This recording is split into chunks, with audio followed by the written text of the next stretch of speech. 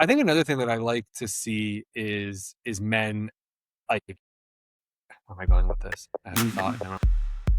That's funny because I thought about the thing I wanted to banter about in the beginning a few minutes ago, and then I've since forgotten it again. So I'm with you, man. Oh man. Okay, I'm going to run with that. You can take something. Where were we? This podcast is for informational and entertainment purposes only. It is not a substitute for professional mental health advice, diagnosis, or therapy. Our full disclaimer can be found in the show notes. Enjoy the show. Welcome, everyone, to the Man Up Together podcast. My name is Alex Peskin, and I'm here with my lifelong friend and co-host, Bobby Jacobs. How's it going, Bobby? Good. It's been good. We got home from vacation episode. Listened to it in the car the other day. It was really, really well done. So Thank you. Good editing job on that one. It's a fun little shift, I think. Yeah, it was fun. My daughter is now asking, would you rather questions, which is a lot of fun. And out of the minds of, 7-year-old would you rather questions. She thought it was very exciting. Was like, Daddy, would you rather a cheese stick or an apple? And I was like, always a cheese stick. So, but hey, any question can be turned into a would you rather. Exactly. Yeah. Some more travels happening soon. I think our next episode, we're going to be doing another virtual. Yeah. If we can figure out how to do time zones will be a challenge on this one, but yeah, so, it'll be good. We'll figure it out. We'll have another virtual episode, which, hey, the virtual one last time I think turned out really well. So I agree. Yeah. That was good. But today's going to be a good one too. We've got some fun things we're going to talk about. We're going to talk about dads on TV. Yeah, TV dads. Yeah. Deep dive into fictional TV dads. Yeah. And so I think it'll be cool to think about how they're portrayed and some nuances to what makes a dad good or not and all of that. But that'll be fun. But before we do that, let's go into why do men like this? So today for Why Do Men Like This, I guess to wind up toward TV dads, let's do why do men like cartoons? Love it. Thinking about that, a little bit of what I'm thinking about is I could sit on the couch and watch cartoons with my kids. I haven't, but if someone put Ninja Turtles on from childhood in front of me, I would not get upset about that. Not at all. What else? We were flipping through Disney Plus the other day, and we saw Darkwing Duck. Darkwing Duck. Yeah. That was, I loved that one. It was a good one. There was another one that I haven't seen anywhere, but it like popped up on Instagram. Gargoyles, I think was the name of the show, but it was old school. I don't think it wasn't Disney. It wasn't anyway. It was one of my favorite growing up. We'll have to do a Google search later. And you can pop a picture up there. But Gargoyles was a good one. You did a lot of cartoons. Yeah. Even like later on. Oh yeah. Rugrats, Doug. Remember Doug Funny? What was his friend? Skeeter? Yeah. Yeah. Was he green or blue? No, he was blue. Yeah. And the bully was a different color also. Yeah. And the girl he had a crush on. Patty Mayonnaise. Yep. Mayonnaise. Yep. Absolutely. There was about Rocket Power. You remember that? Rocket Power was. I liked Rocket Power. Remember Cat Dog? Yes. Cat Dog, the Wild Thornberries. There was Disney. What was it? Disney? Yeah, Disney or Nickelodeon. Maybe both. Yeah, I don't know. They had some good shows back in the day. What were some of the ones that like I wasn't allowed to watch because I guess maybe the messaging wasn't good? Ren and Stimpy? That's exactly the one that I was thinking about. My dad also didn't let me watch Rocko's Modern Life. Interesting. I think that was probably because he didn't like it. Because I don't know if there's a good reason. He also didn't let me watch until I got TV in my room and watched it after school every day. Simpsons. I love. I will still. I will still watch. The other night, Simpsons in a long time. It's on Disney Plus. So if you ever want to catch that, one that I know for sure, and I have a great story about this. I was not allowed to watch South Park growing up, which. Thank you. Correct choice, Mom and Dad. But we had a family friend that recorded an episode on a VCR. And I got a VHS tape. And I remember I put it in and I was watching it. And my mom came home and was like just completely pissed off that I had watched it. But South Park now was a show that I can laugh at pretty good.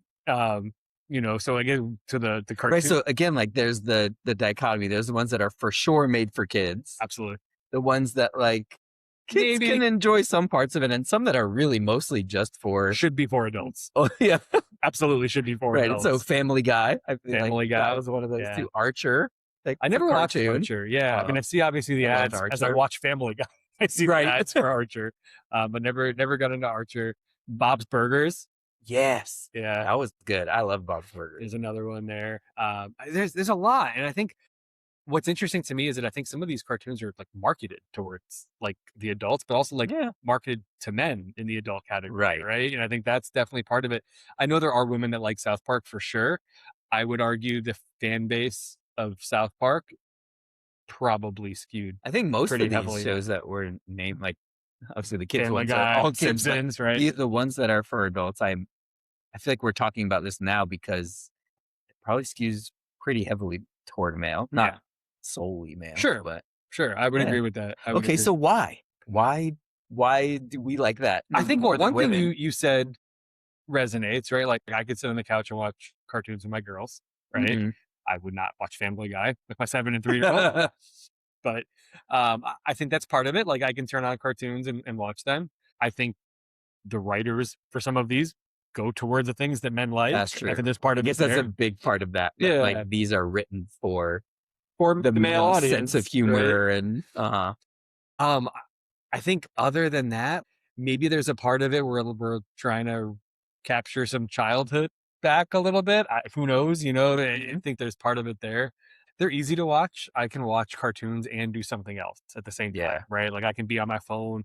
Honestly, I could be answering some emails. I could be kind of doing not challenging work things. Especially when they're things you've watched a lot before, when you're like just waiting for the punchlines. Exactly. What I think is fascinating with some of these is the longevity.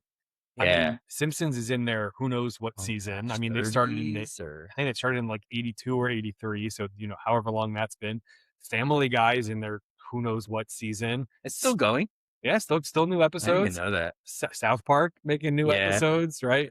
Like South Park, you know, goes on the societal, political thing. So there's always going to be an opportunity for South Park, right? Yeah. Archer, I know you didn't watch it, but I think it had like 15-ish seasons as well. It's interesting. Yeah. Why is it a good thing that men like cartoons? Because why not? Perfect answer.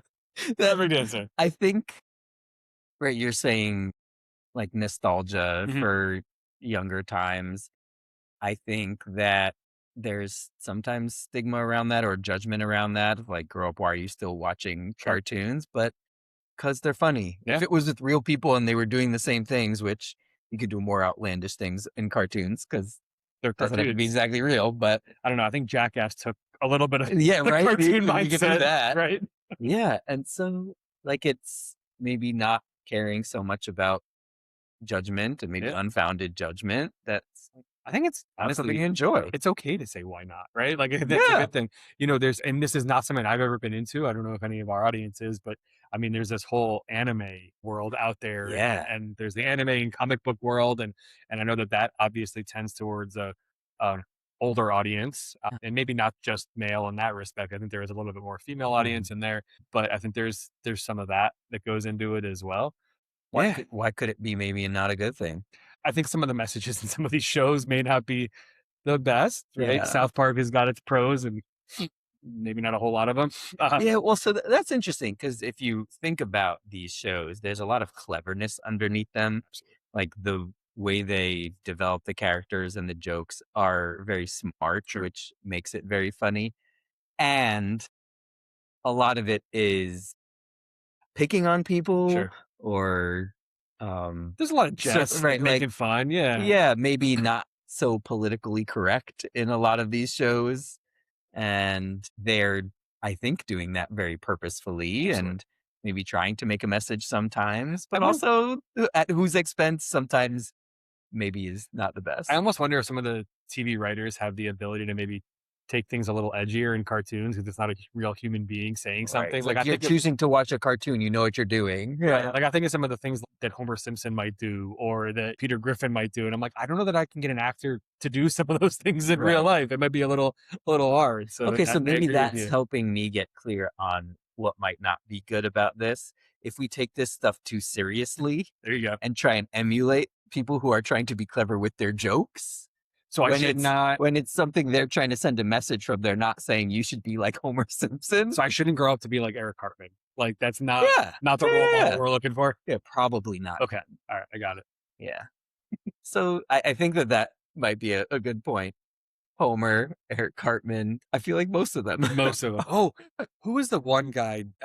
He had the blonde hair, the beach blonde guy, Johnny Rocket. I think maybe might have been his name, but there was some manliness thing, that went into that. And he was like a very manly man, and he was jacked, and he had his bleach blonde hair, and there was a lot of, I think, anti-man up togetherness that was in that show. Yeah. So I think to your exact point, maybe some of the messaging isn't the greatest messaging out there, but being a cartoon gives it a little more lightheartedness. Right. It gives it a little more maybe freedom to do some of those things because it's a little less real, right? Yeah.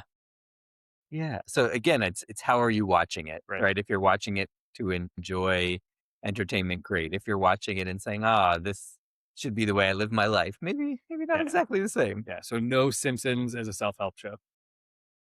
No. Okay. Yeah. No. You thought about it for a second. Yeah, I was thinking, what are some episodes I could, but it's been too long ago. I can't even think of them. But probably not any real good ones there. Right. Oh, that's good. Yeah, so let's pick a few dads here, and we'll jump into the rest of the episode here because we're going to talk about specifically some dads we've seen in shows that we maybe have a lot of things that we do like, and some dads with things maybe we don't like so much about. Absolutely. So let's do it. That.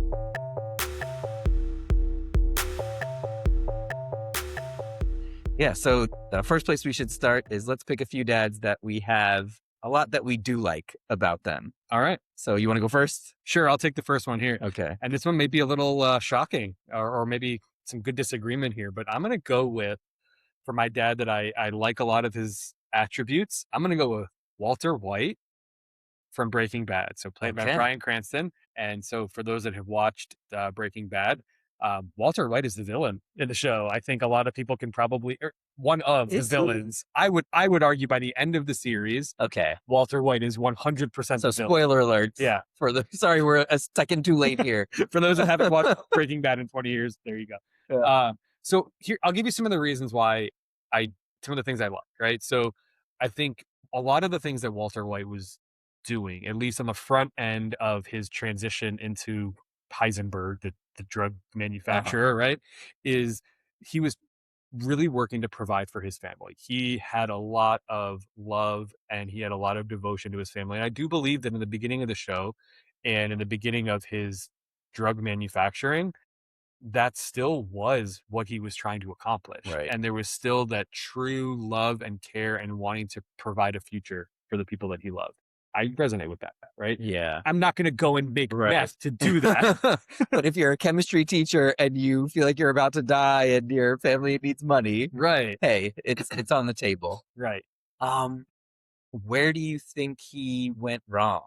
Like we could talk maybe about more man stuff there, I imagine. Absolutely. Yeah. I think that there was a time, and maybe it wasn't a singular transition, but like there was a time where it stopped becoming about his family and it started to become about what he wanted to do and what he enjoyed. Right at the end of the show, I think at the last episode or the second to last episode, he finally tells his wife, this was I did it because I enjoyed it, or whatever that conversation went. And I think that, if you look, there were, maybe after that he killed his first person, like he started that transition into, like, this is about me. This isn't about my family. I think the big one for me that really stuck out is Walter White is now maybe fully transitioned into somebody who cares about the money and not about anything else, was when he missed the birth of his daughter, to go and make a drug deal. And that was I think a big transition to me of like, okay, nope, not someone, someone that I think is doing it for, again, I don't think you ever make drugs for a good reason. I want to put that out there clear. But I think at that point, he was no longer doing it for the purpose that he's right. He had a very clear intention that was meant to be good. Yeah. And I guess thinking about the show more, he was a very unhappy high school teacher. Yeah, mind of therapist here. I'd love to unpack Walter White a little bit. I actually think I like this. It's just coming to me now. He was there was some I think like depression. maybe the not nice way to put it is he was just kind of a loser. Like he had a life that he wasn't proud of and wasn't energized by, and his wife was not interested in. And then he did this other thing that was meant to protect and take care of his family.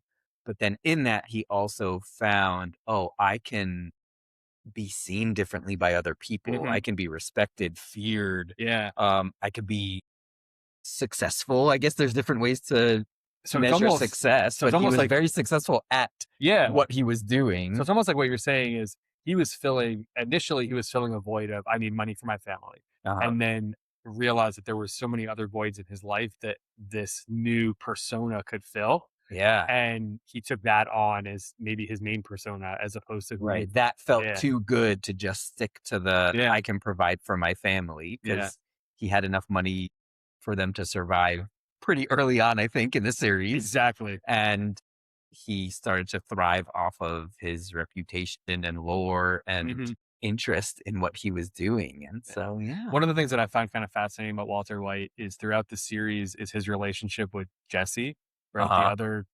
protagonist, antagonist, right? I think main character. I think Jesse gets like a bad rap and a good rap, and also he's also a drug dealer, murderer, right? Right. But like throughout the series, he seemingly has a love and a care.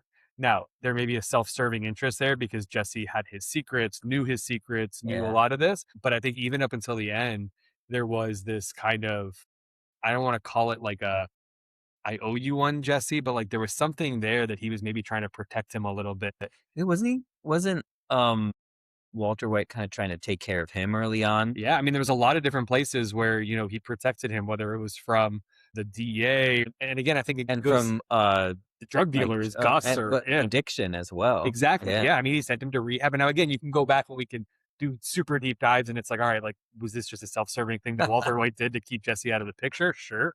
I think that there was still that connection there. And then all the way up until the end, there were these glimpses of his care for his family. Yeah. And specifically, I think for his son, right? I don't think he ever really had that relationship with his daughter that they built up in the show. Yeah. But there was always that connection, I think, that he had with his son. Anyway, Walter White, not a good person. But cool man stuff there. Right. Dad parts, like, I guess we're talking about dads, but also talking about them as men. Yeah. And this is a really good one. I'm glad that you... Yeah, I mean, this was a guy that was struggling with a lot of the areas of manliness, if you will. Yeah. Right? And then did whatever he could and became a different person to fill those voids. I really like how you kind of broke that down as we talked about it. So yeah, I'm glad it went that way. Yeah. All right. So give me your admirable. So it's Dad, who there's a lot that you like that I like about it. Okay. Right.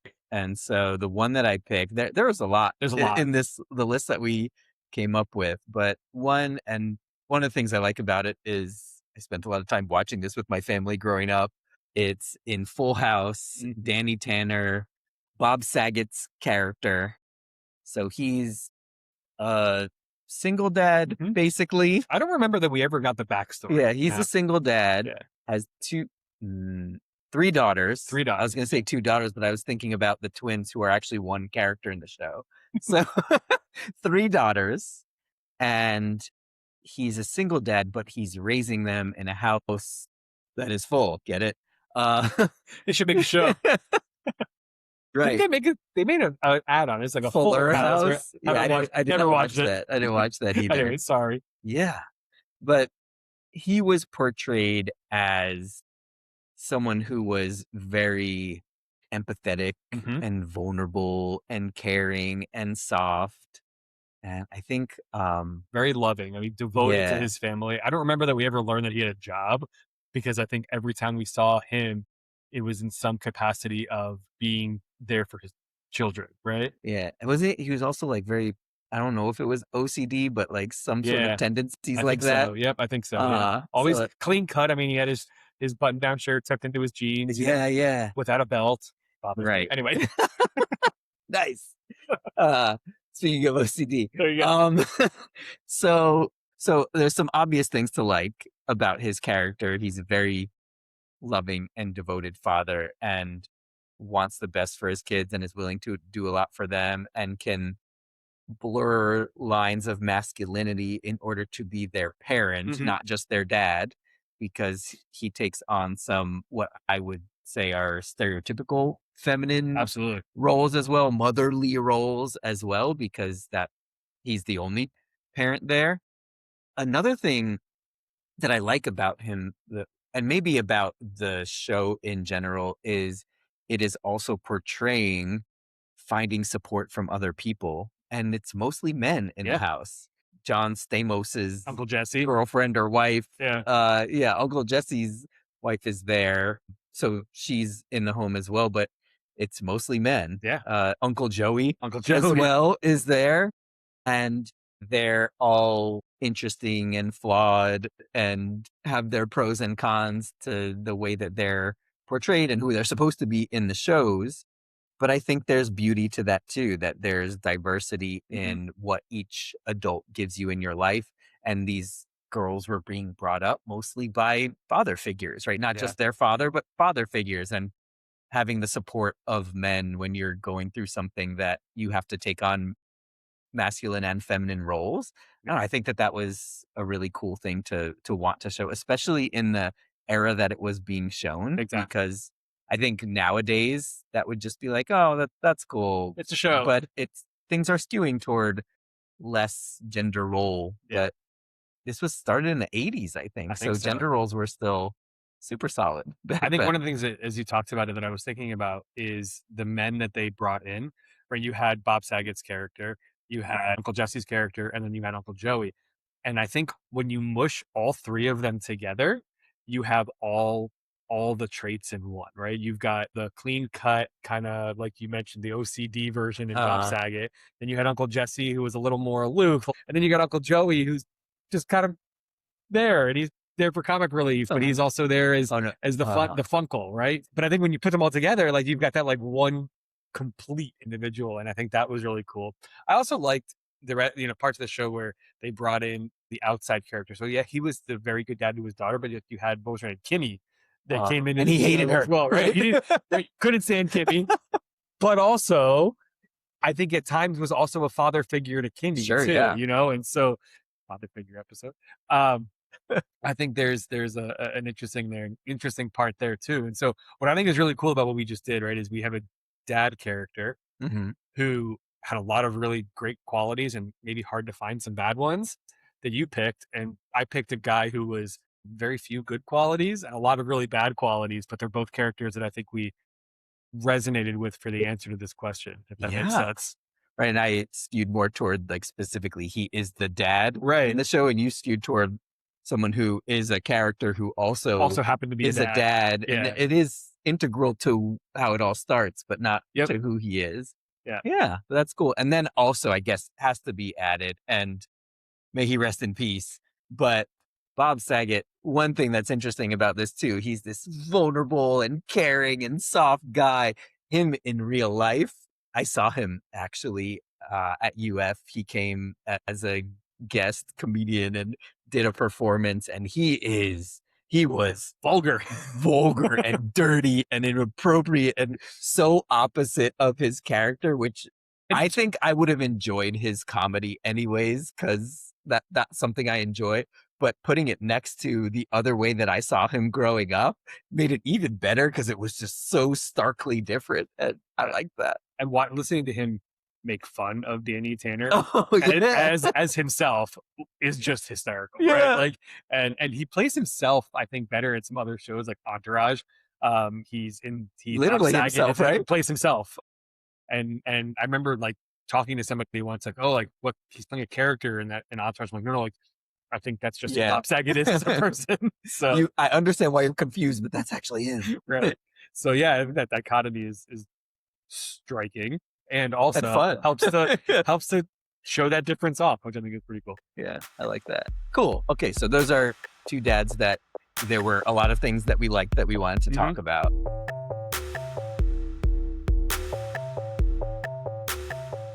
So let's now shift to, let's each pick a dad that there's some things that maybe we don't love that we want to talk about with that one. All right. I went first the first time, so I think you get to go first. So I'll go first here. I think this one will resonate with current dads of younger children.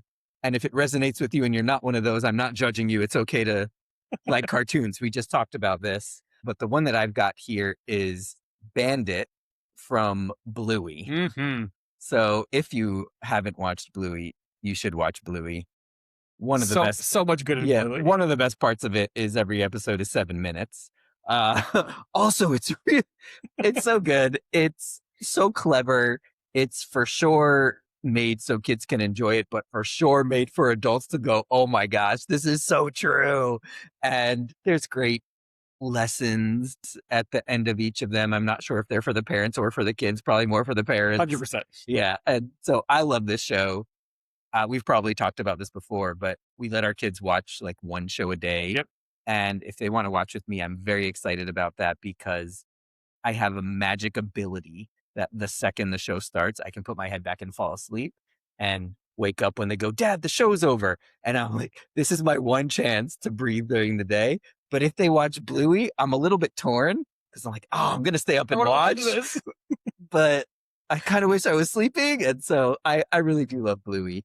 So talking about Bandit, the dad in the show, there are some things that are portrayed that kind of come out as really positive things. He is very able to slow down with their emotions and understand them and right, like empathy. He can be vulnerable.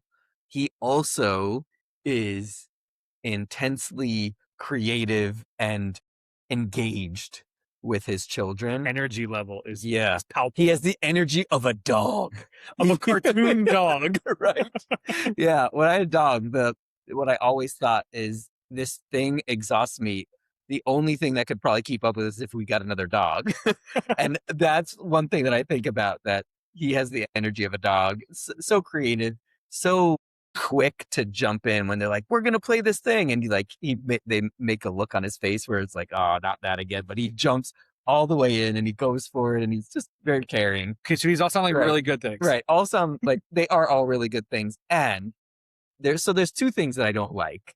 One of them is, I think if we look at this and say, these are the ways you should be a dad, it misses a lot of nuance. Sure. And I think that it's great. Right? It's a 7-minute show. You got to watch. You got to show like the good parts. But sometimes I'm watching and thinking, oh, maybe I should be saying yes to my kids more. Maybe I should be diving in more. And I think I do say yes a lot, and I think I do dive in a lot. I think it's just an unrealistic amount of energy and creativity and comedy and like perfection that so can is it show almost up in like, there. Are we setting inappropriate expectations for like, fatherhood? If you take it too seriously. Sure. So I want to be clear. Yeah. Like it's a 7-minute cartoon. But yeah, like there are ways where I look at it and go, oh, that was the right way to handle that. Or what, I wish I did that. And I can't because it's unrealistic. Yeah. And yet I can probably still like take little tidbits of it. And so there's that.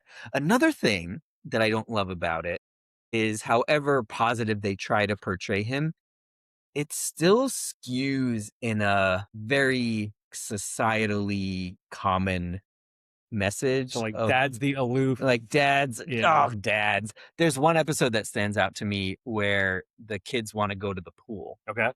And he's like, yeah, we're going to go to the pool. And mom's going to hang out and she's going to stay home.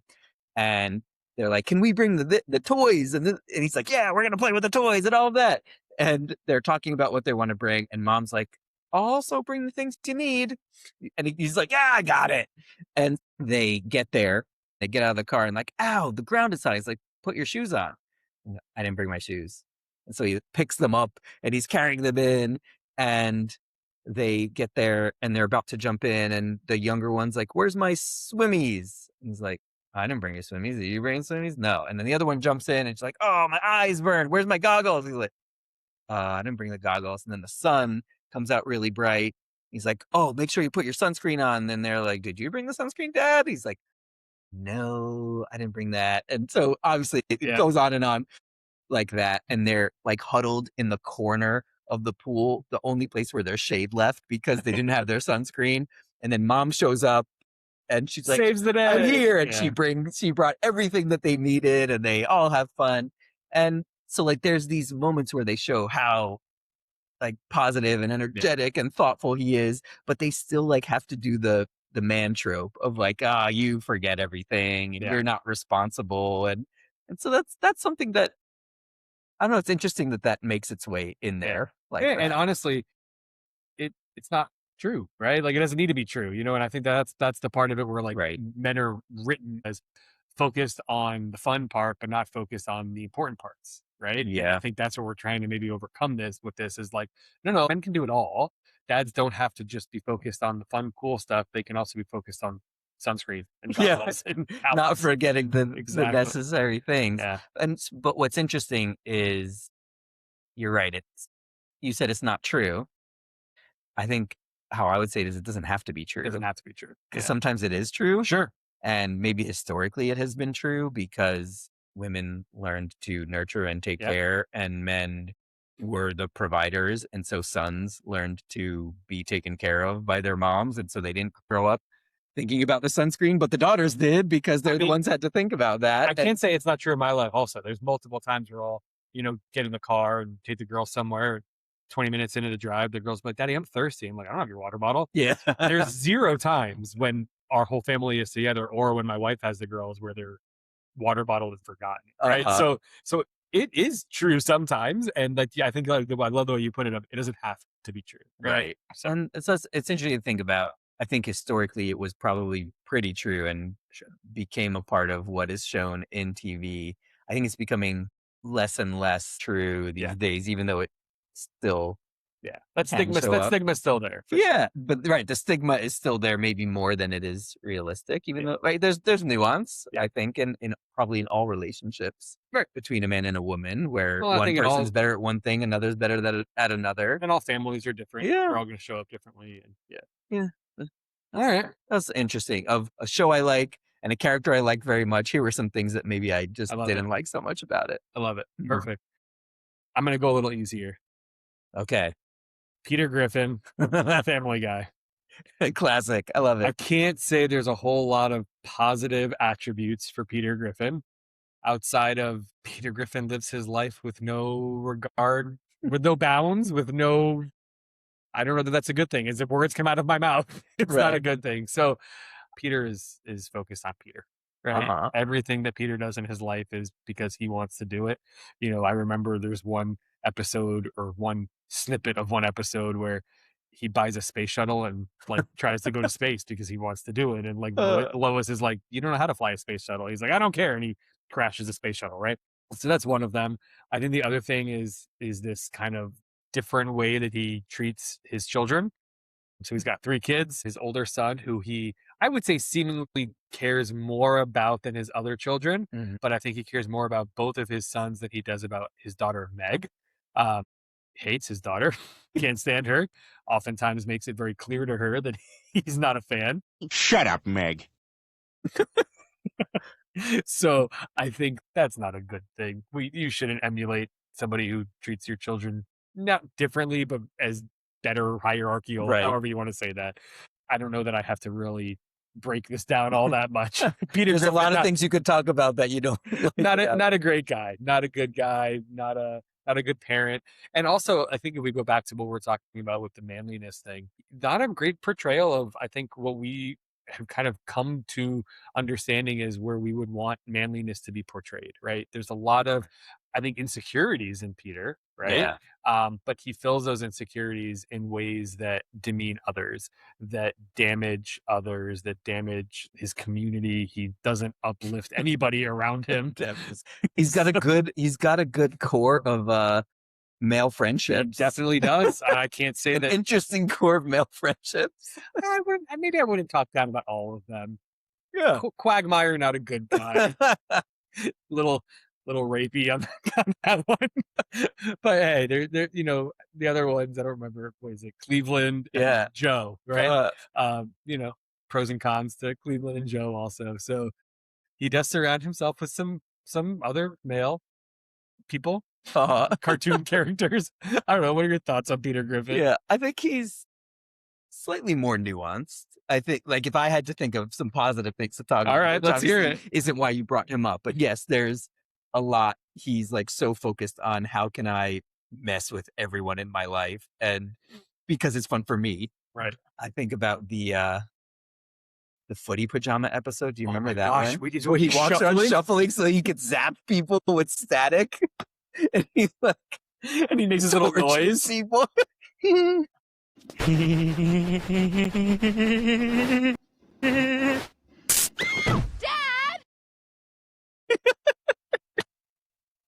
Yeah, like his purpose is to entertain To mess himself, with people, right? basically. Yeah. At others' expense in a very negative way. Yeah. Right. And I don't know how much with his kids, but there's something interesting about his relationship with his wife. Oh, he loves her. Yeah, Yeah. they have a very real connection and bond. And however much there are times where she hates his guts because he's the worst, there's still this really nice core in there that is visible and real. I think one thing too, Peter had a interesting upbringing. There's some time where we learn about Peter's mother and father. I don't remember all the details specifically, but harkening back to some of our older episodes where we talked about upbringing and how your parenting changes how you're a parent a little bit. So again, I think we're diving real deep into something that is not meant to be a positive role model or anything, right? Let's be clear. We don't think they're trying to portray a positive role model and miss. No. I think they're nailing exactly what they're trying to do here. Yeah, without question. Yeah, without question. Peter Griffin is who Peter Griffin is. So that's true. Yeah. And not comparable to Bandit. I would much rather have Bandit as a dad. Yeah, like the negatives I have to talk about are much more specific to society than him. Yeah. I love it. Well, are there any, maybe we can go through one or two other, like we don't have to do details, but maybe we can highlight one or two other dads, men in shows. Yeah. TV dads is the one we were going for. There were a couple that came up. You know, we talked about father figures. So Uncle Phil from Fresh Prince. That was one. He was one that came up. I don't know who else you got. Yeah. Homer Simpson. Homer Simpson. I think that's a classic. Al Bundy. I did say Ted Bundy when we were talking about this. That was a different Bundy. Yeah. Married with Children. Brady Bunch. What was his name? Mike Brady. Yeah. Tim Allen. Yep. Home Improvement. Home Improvement. We could do another. Brian Cranston from Malcolm in the Middle. What was his name? Oh, Hal, right? Yeah. Yep. Ray Romano. Everybody Loves Raymond, or his dad in the show. Those were good ones. Yeah. There's some good ones out there, and I think there's some probably parts and pieces that we can take all of these guys and say, hey, these are some of the attributes that I have. And I think some of my favorite things about these dads, though, is I watched a lot of these shows with my dad. Yeah. So there's definitely part of it there that brings back some good memories. That's true. I like that part of it too when I think about it. So maybe your girls will think back and Bandit will be a good dad. And also my dad stayed awake at 7 minutes. That was the one time I didn't have to wake him at the end of the shows. So true. I love it.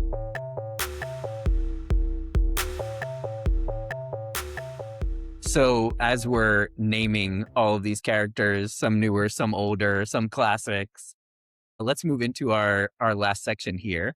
I would like to talk a little bit about how dads in TV have kind of evolved over the years and maybe what that means for people watching, whether it's men or women watching, kids, adults, all of it. And kind of make sense of that a little bit. Yeah, I think it's a great way to talk about this. One of the things that I've seen, and we've talked about this in the episode, right? But I think is this introduction more into dads aren't the aloof, non-functional parent, right? There's that input or increasing attribute of functional dad and empathetic and able to address feelings, where that outside of Danny Tanner, maybe that where now today, I think that character is just naturally written into some shows. I don't know. Right. I think the saying that people use for that is like, that's the exception that proves the rule. There you go. The reason that I wanted to talk about him is because it was so different back then. Yep. That mostly it was the dad who like forgets all the stuff going to the pool, except for this one show where it showed a dad so differently. Yeah. But times have come along a little bit now to show dads can look different, and dads likely are looking more and more close to the idea of Danny Tanner and of remembering to take the stuff to the pool and all of that. I think we've come a long way from Al Bundy sitting on the couch and making misogynistic comments to his wife. I think one of the shows that highlights, I think, a lot of where we've come to and bringing Al Bundy in for a very specific purpose, is Modern Family. And you've got obviously the Phil character, who's the son-in-law of Al Bundy. Lots of connection there. He still has a little bit of that aloofness going on, but also is a very attentive, empathetic, connected to his daughter's emotions, and also bringing up a son that becomes a very well-rounded individual. Obviously, you've got the two gay men who adopt a Vietnamese daughter in the show as well. Again, I don't think that in the 80s and 90s we had a show that portrayed two men adopting a child, and so that, I think, opens up the realism of where the world is today, thankfully, in a different way. And then Phil's father-in-law, the Al Bundy character, I don't remember his name in the show, the grandfather. And again, I think even his character, he's married to Sofia Vergara, right? Exactly, right.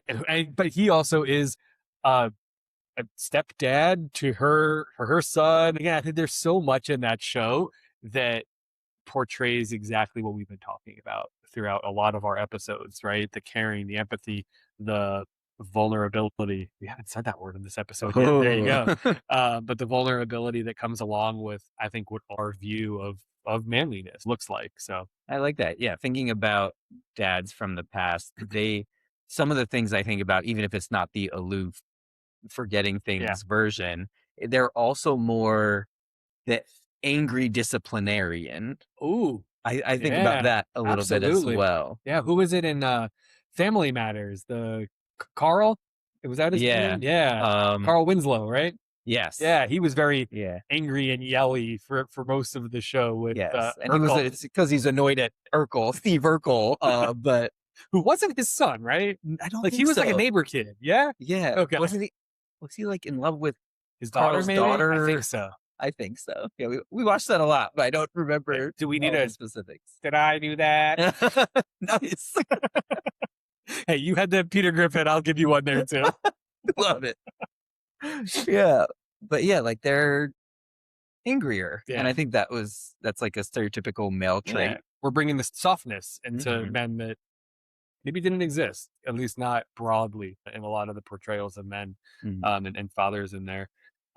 It's just interesting to be thinking about this in a more critical way, right? This is kind of the point of what we're doing. I don't think that these shows are fully meant to be deep learning experiences throughout our lives or in our society, but they do portray things for a reason. And if we're intentional about thinking about what does this mean for us, why are characters shown in a certain way, and why is that changing, I still think that that's helping us reflect on what it means to be a man, what are okay ways to be a man based on what society says, and what is becoming more and more okay. I think the more that the more that society sees men in that more positive, soft, empathetic, vulnerable light, I don't think that's a bad thing for society. I think that's a real positive to see men in a different light, whether it's people our age, whether it's people older than us. And then obviously, most importantly, from my perspective, is the growing generation, right? I think it's really important. The more screen time that people have, I think that it's still very important for those that are growing into that role to see maybe a different view, you know, and I like the opportunity for that to happen. Yeah, that's true. We do build our understanding of the world based on what we see, even if it's in fiction. Yeah. Because society writes fiction in the first place. Exactly. It's a really, I like how you said that. That was good. Thanks. Awesome. Cool. Well, TV dads. Yeah, this is fun. This is good. Maybe should have said this in the beginning, but this feels like one of those episodes that there might be some good visuals. And so take some time. Yeah, check us out on YouTube. We'll have some good. Well, I'm sure we'll put some Peter Griffin in there. Yeah, if you've already listened, that's okay. Just go back and watch it again. Yeah, it'll be fun on YouTube. Absolutely. Good nostalgia as well. Absolutely. Yeah.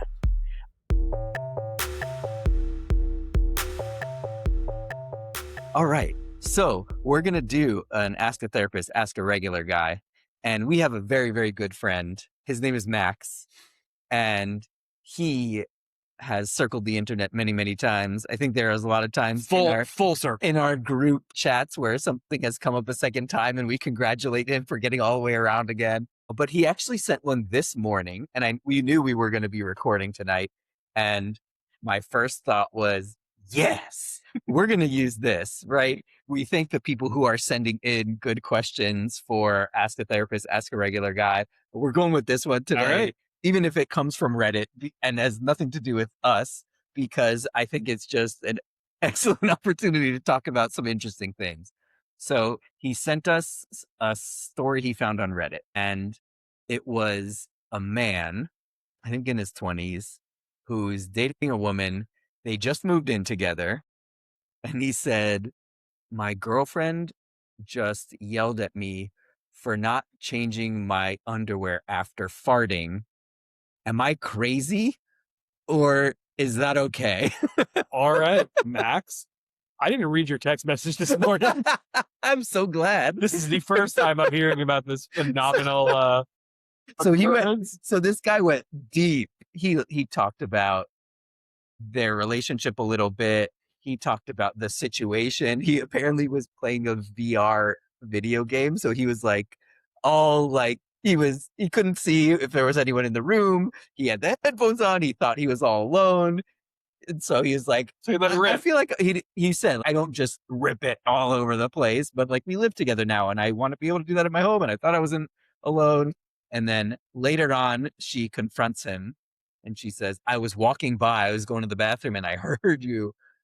Did you change your underwear? And he said, no, why? And they go on and he talks on and he said, she said that this could be a deal breaker for her. Ooh, a deal breaker. Yeah. All right. Well, so how do you feel about this? I got regular guy. I got a couple things here. First and foremost, wow. If you live, assumingly this is, you just said that they moved in together recently. Yeah, if they live together long enough, he's going to fart in front of her. And also, she's going to fart in front of him. I want to put that out there. I think there's probably times where men fart and do require... he actually addressed that. Okay. He did. He said, there are times where I do have to underwear, but I'm talking about regular ones here. I think... honestly, this is a tough regular guy one here. Because personally, I don't think there's an issue. Everybody farts. So scientist, regular guy. Yeah, you want to add in a little bit of that? Scientist, regular guy. Everybody farts. If you don't fart, you've got problems. But that's not the issue. She says she changes her underwear every time she farts. That is fascinating, right? I am fascinated by this person. I think I would try to get down to a little bit of the root cause of why. Maybe her experience. Hygiene. Maybe her experience is that she does need to change her underwear after she farts every time, and she should probably see a physician. If that's the case. Love that. I think the hygiene part of it is real, right? I think we all have different views on hygiene. We all have different views on cleanliness. Even with all of my cleanliness issues, I don't change my underwear when I fart most of the time. most of the time. Clear on that one. I think this deserves some deep conversation between the two of them. Maybe not after Taco Bell, but maybe some deep conversation. I think there needs to be a understanding of what a deal breaker really means. I can think of a lot of deal breakers in a relationship. I truthfully don't know that I could consider this, in my view, a deal breaker. So I'm struggling with this, and I might need a therapist to help me on this one, because the regular guy is not seeing an issue here with the man in the situation. I'm seeing more of an issue with how she is responding to this. So let me know. Where am I at? All right. So you're getting close to where my brain is with this one. If we stay in the science part of it for a second, I was fascinated by this. So I did start to read through some comments. All right. And a lot of people were putting in, like, she's worried about poop particles because every time you fart. So people are like, well, does she change all of her clothes and shower every time she goes to the bathroom? Because if you go to the bathroom, then the particles are, it's like, so. I wonder if she uses her cell phone in the bathroom. She get a new one every time? I really need to deep dive into this woman. Right? And so, the hygiene part of it, they're saying maybe doesn't hold as much as you would think. And I kind of agree with that a little bit. At least it's a good rationalization for people who don't have 800 pairs of underwear. Hey, each pair of underwear is good 4 times. Front, back, turn them inside out. Anyway, There you go.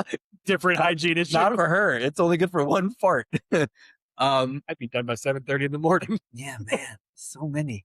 So the therapist side of this, the thing that stands out most to me is this could be a deal breaker part of it, because to me, that kind of also feels a little bit like a deal breaker in the other direction of like, with lots of things in a relationship, important, unimportant, hygiene, farts, finances, having kids, all the things. It's about, are we able to slow down and get on the same page as each other?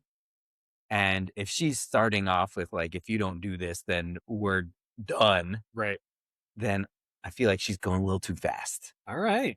And what that could lead to is he might say, well, I don't want to lose this relationship, whether it's because of comfort, avoidance, a great amount of love he has for someone. And so then he kind of gives in in some way. I think that sets up a dynamic where he's going to have less and less room to say something matters to me. He's going to be hiding important stuff, to me. right? Right. We're not really talking about farts here, to be clear, talking about more broadly the relationship. I don't feel safe to share the things that I need in this relationship or what makes me comfortable or uncomfortable. But the other side of that too, right? If she's saying this is a deal breaker, is she actually able to hear, well, here's why this feels important to me or not important to me?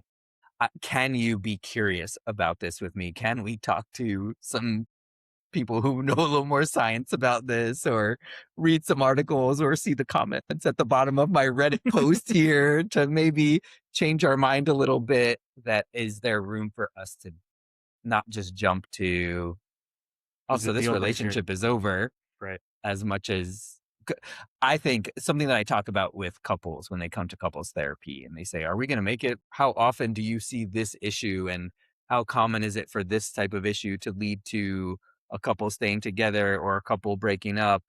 And I truly believe through my experience that it's very, very rarely something I can tell based on the issue they bring up. Okay. And it's more about, how are they showing up for the process? So the issue being representative of something if it's different. Two people sitting there saying, no matter what has happened in our life together, we want to figure this out. We want to be curious. We want to slow down. We want to show care for each other. I don't care what it is. I almost don't care what it is. If it's something, and maybe this is unfair to say because I don't know her history of fart trauma, but if it's as not serious as fart hygiene and she's already jumping to that sounds like that's probably a part of their dynamic anyways, where there's not a lot of room to say, we want to figure this out. We want to get on the same page. We want to stay slow and curious with each other, because what really matters is how much we care about each other.